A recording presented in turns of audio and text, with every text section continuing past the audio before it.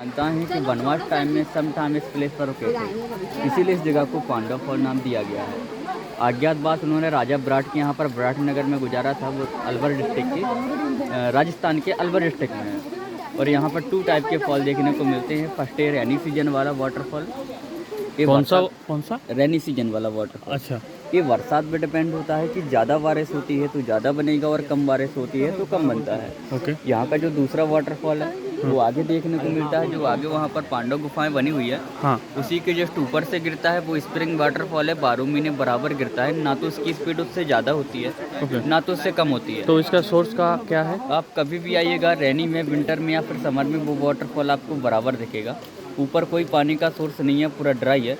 वो जो पानी आता है वो सेडिमेंट्री रॉक से स्प्रिंग होकर आता है। यहाँ रॉक फॉर्मेशन की बात की जाए तो सेडिमेंट्री रॉक्स होता है, जिसे अवसादी चट्टानें बोलते हैं। ये परत बाई परत पत्थर होता है, लेयर्स होती हैं। तो ये रेनी सीजन में पानी को ऑब्जर्व कर लेती हैं और फिर रिलीज करती हैं। वो पानी रिलीज होकर आता है। कुछ लोग धार्मिक भी मानते हैं कि पांडव इस प्लेस पर रुके थे, तो उन्होंने कुछ शक्तियों के माध्यम से यहाँ पर पानी का सोर्स निकाला था। वो आप पे डिपेंड रहता है कि आप साइंस मानते हैं या फिर धार्मिक मानते हैं। ये जो पॉन्ड बना हुआ है इसका शेप हार्ट शेप के आकार का है, दिल के आकार का। ओके। और इसकी जो गहराई होती है वो 40 से 45 फीट एक गहरा होता है। ओके। ये जो रेनी सीजन वाला वाटरफॉल बनता है, इसकी ऊंचाई 25 मीटर होती है। ऊपर से लेकर नीचे तक पूरा 25 मीटर का बनता है। यहाँ पे जो ब्रिज देख रहे हैं बगल में बना हुआ है, यहाँ से इसका पानी निकल कर आगे केन नदी पर मिल जाता है। केन नदी यहाँ से डिस्टेंस में 7 किलोमीटर। तो ये केन नदी का एक उत्सव भी बोल सकते हैं?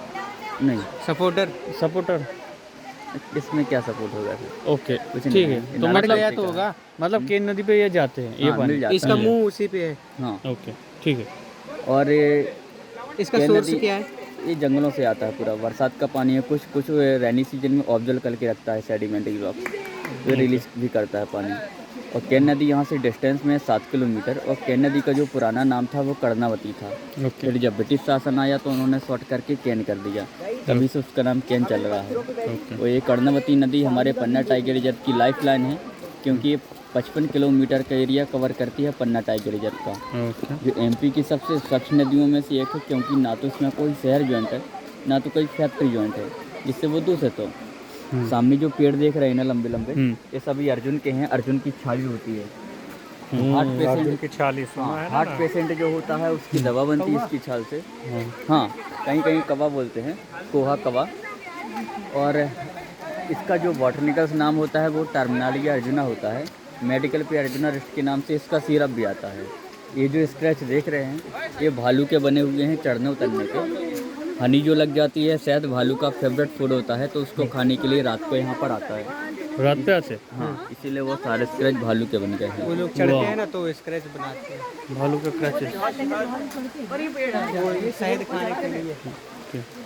शेर नहीं, भालू शहद खाने जाता है।